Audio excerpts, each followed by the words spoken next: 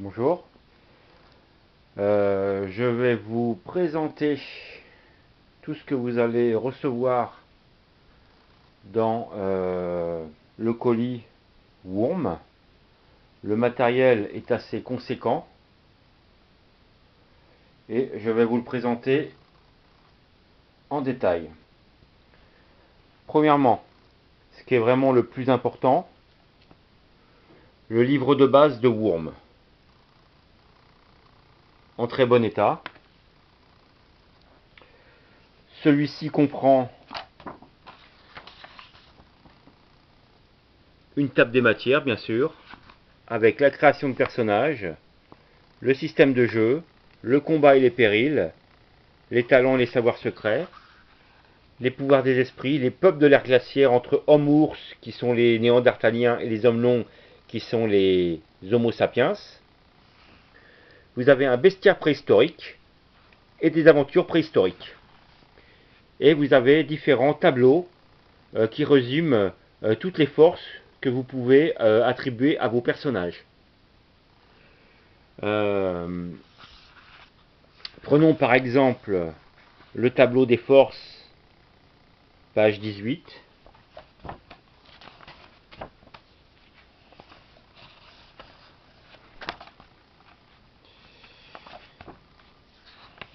Est expliqué en détail toutes les forces que vous pouvez attribuer en plus des 2d6 à vos personnages.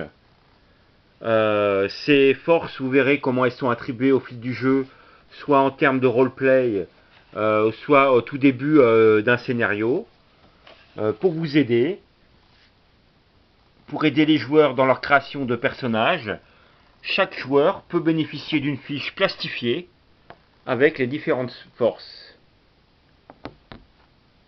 Auroch, et je vous ai résumé ainsi que pour chaque joueur les différentes capacités. Par exemple, vous voyez Ruse de la Fouine. Le personnage bénéficie du Ruse de la Fouine, a une habilité à se dissimuler et à se cacher. Cœur de glace, par exemple. Pour un D6 de supplémentaire, le personnage a une capacité à résister au froid. C'est surtout vrai, ça, pour les néandertaliens. Donc il y a, je crois, 27 forces comme ça.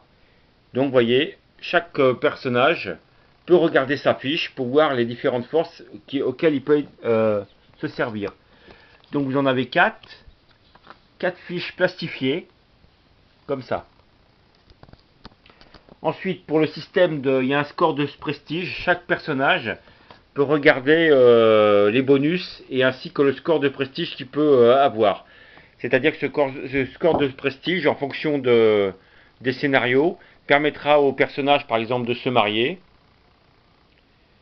d'avoir des belles parts pour son repas pour 100 points de prestige, et ainsi de suite. Je ne vais pas aller trop dans le détail, hein, parce que le jeu, il faut le lire. Ensuite, je vous ai mis 3 fiches supplémentaires pour chaque joueur, plastifiées, avec différents noms que vous pouvez attribuer à des choses en termes de roleplay. Par exemple, ceux qui galopent correspondent aux chevaux. Voilà, la fiche est super belle et chaque joueur peut en avoir une. Ensuite, un résumé pour chaque joueur de toutes les capacités. Vous pouvez rester en détail après. Revenons au livre de base. Dans ce livre de base, vous avez à la fin une fiche de personnage que vous donnerez à chaque joueur. Je vous en mets une en exemple que j'ai utilisée moi pour mes joueurs. Hein. Et d'après mes souvenirs, j'ai dû en mettre une supplémentaire pour que vous pourrez photocopier. Ou bien vous trouverez cette fiche là dans la clé USB que je vous ai fournie. Je ne vais pas aller trop dans le détail du livre, mais sachez que, par exemple, le livre de base comprend un certain nombre de scénarios. Par exemple, vous avez un scénario d'initiation, qui est prévu pour un commencement de jeu. Et je vous ai mis moi je l'ai remasterisé, si je puis dire, le scénario d'initiation. Et je vous ai mis le numéro 1 que j'ai fait avec mes joueurs. Vous voyez, tout est écrit. Alors vous n'êtes pas bien sûr obligé de suivre cela. Vous pouvez suivre uniquement le scénario qui est compris dans le livre de base. Hein. Moi je me suis un peu embêté. Hein. Donc il y a la cave aux faules, l'Odyssée des hommes ours. Ça c'est des parties de 3-4 heures. Hein. Donc par exemple dans le scénario initiation, vous le retrouvez également sur la clé USB. Hein. Vous avez 2 livres supplémentaires, super beaux, super intéressants. Donc vous avez La Voix des ancêtres, Le conte des porteurs de bois, brillamment illustré par Emmanuel Roudier. Ah, c'est un déchirement de me séparer de ce jeu, tellement il est magnifique pour ceux qui aiment la préhistoire.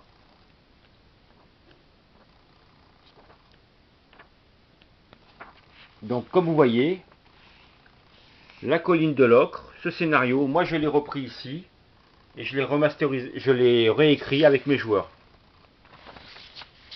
J'ai remis des noms spécifiques pour mes joueurs. Voilà, j'ai fait quand même un gros boulot. Celle qui rôde, je l'ai également réécrit et il se trouve ici. Comme ça vous donnera une idée comment j'ai pu travailler mes scénarios. Vous avez également un autre livre ici qui concerne un peu un scénario horrifique. Là on retrouve un type de caverne que vous trouvez en Dordogne, et je vous ai mis un petit film sur ma clé USB qui concerne cet endroit là. Hein. Je crois que ça s'appelle la Roque Saint-Christophe.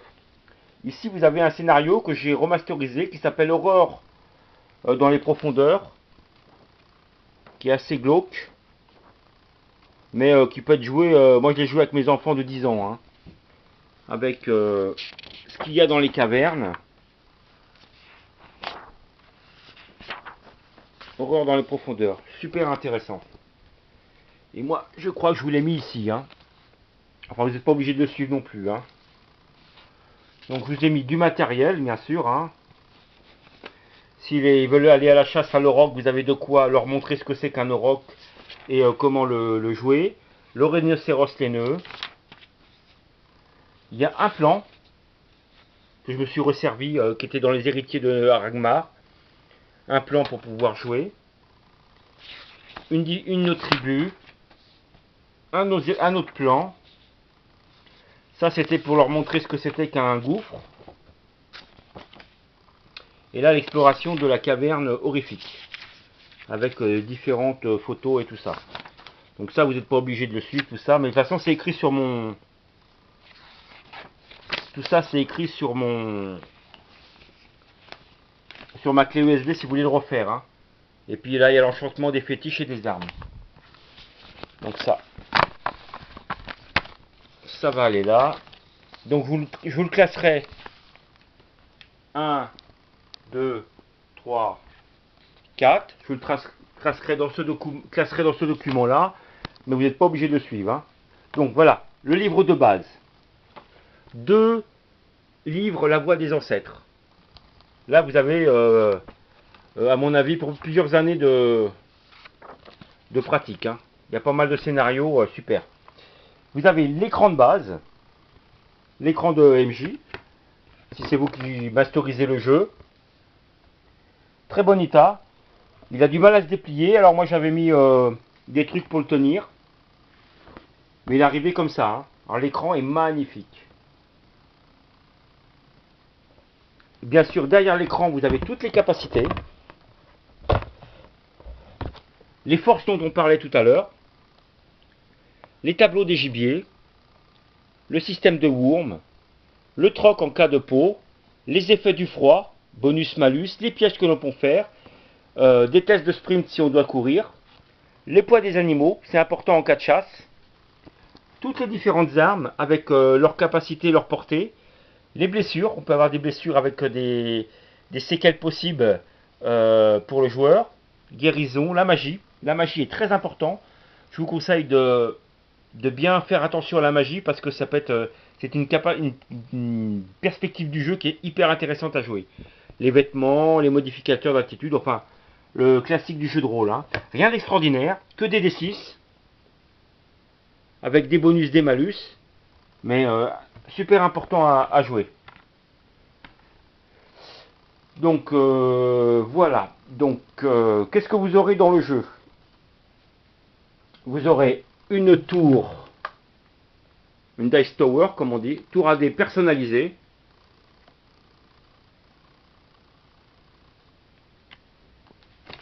Avec une vraie peinture de cheval.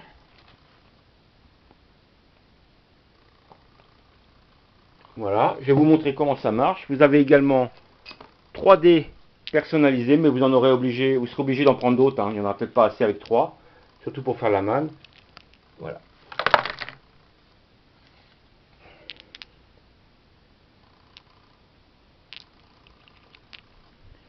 Voilà, des petites plaquettes sur lesquelles les joueurs peuvent poser leurs dés. Enfin, vous verrez à peu près. Hein. Celui-là, il est cassé, mais c'est pas très grave. C'est même fun. La clé USB. Des petites notes d'humour. Des peintures préhistoriques. Un crâne. Des socles pour mettre des hommes préhistoriques. Ça, c'est un peu pour le fun. Ça peut être une arme ou... voilà. Ça peut être un... C'est un bracelet qu'on met autour du poignet. Vous avez... donc des figurines. Mammouth, ours, lion des cavernes ou lion de sabre. Ça c'est un méga, je sais plus comment ça s'appelle. Le feu, trail du feu. Rhinocéros laineux. Différentes ocres. Si vous avez envie de faire du roleplay, moi je l'ai fait. Hein. Je l'aurais fait dessiner à mes joueurs. Cela.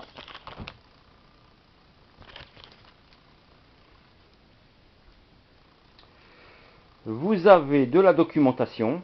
Donc ça c'est si vous devez leur faire rechercher des traces de différents animaux.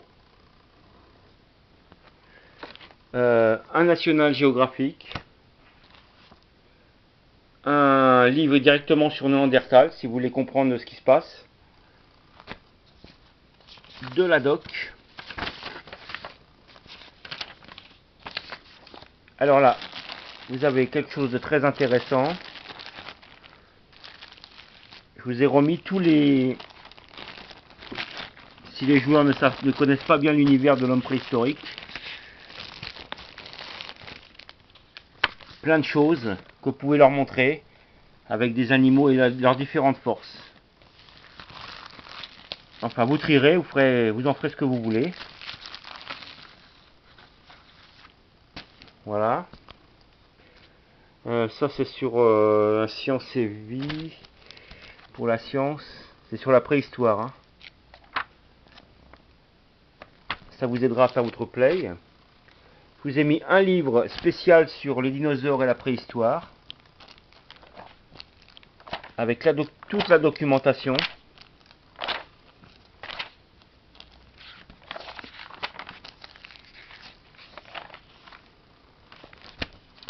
Vous avez un petit bonus que j'avais pas prévu. Un livre qui est relativement rare. Il s'agit de Tête brûlée. Chronique de la nuit des temps. Il s'agit d'une BD de André Drouot. Une BD qu'on ne trouve plus. Hein, c'est pas rare. C'est toute une BD avec une aventure préhistorique. Qui est super bien à lire et vraiment, vraiment très fun quoi.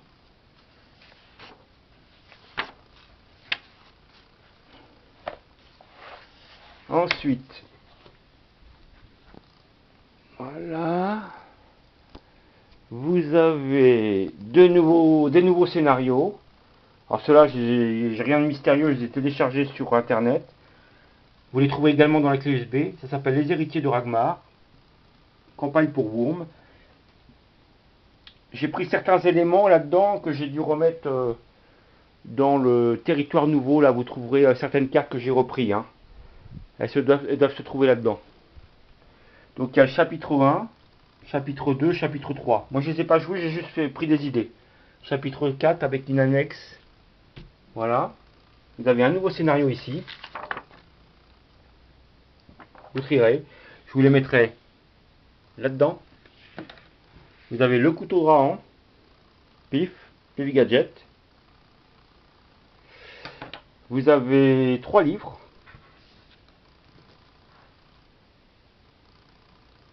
Pour vous mettre dans l'ambiance, pour lire.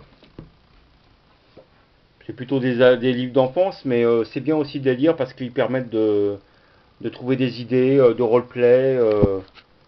Voilà. Le mystère des grottes oubliées. Voilà. Et je pense qu'on a fait le tour de tout le matériel. Donc là, vous avez un tas de matériel que vous savrez ou pas. Hein, c'est vous qui verrez. Du matériel que j'ai mis 2-3 ans à récupérer et à travailler. Ah oui, j'ai oublié. Un collector. Le hors-série Ardèche sur la caverne du Pont d'Arc. Lorsque la caverne du Pont d'Arc a ouvert. Donc je répète, vous avez tout ce matériel là, l'écran qui est en super état, le livre de base, les voix des ancêtres, des scénarios que j'ai écrits, mais vous les retrouverez dans la clé USB, 3D, un petit peu de matériel fun pour vous aider. Oui, j'ai oublié ça. Différentes photos pour aider les joueurs. Néandertal, ce n'était pas forcément cela. Néandertal, ça aurait pu être ça. Hein, et c'est moi, pour éviter qu'on tombe dans la caricature de Néandertal d'une brute épaisse, je lui ai donné un petit côté un peu amérindien, et c'est ce que les spécialistes se trouvent à gérer à l'heure actuelle, c'est que Néandertal pouvait ressembler à ça. Et puis en fin de compte, je vous ai mis des gommettes préhistoriques. Ça donne un peu ça. Alors celle-là, j'avais utilisé un paquet pour mes joueurs. Hein, c'est vous qui verrez. Et celle-là, ce paquet, il est neuf. D'ailleurs, un certain nombre de gommettes, vous allez les retrouver sur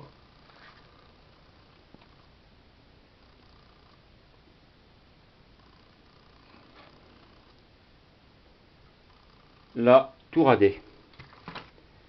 Voilà pour le matériel.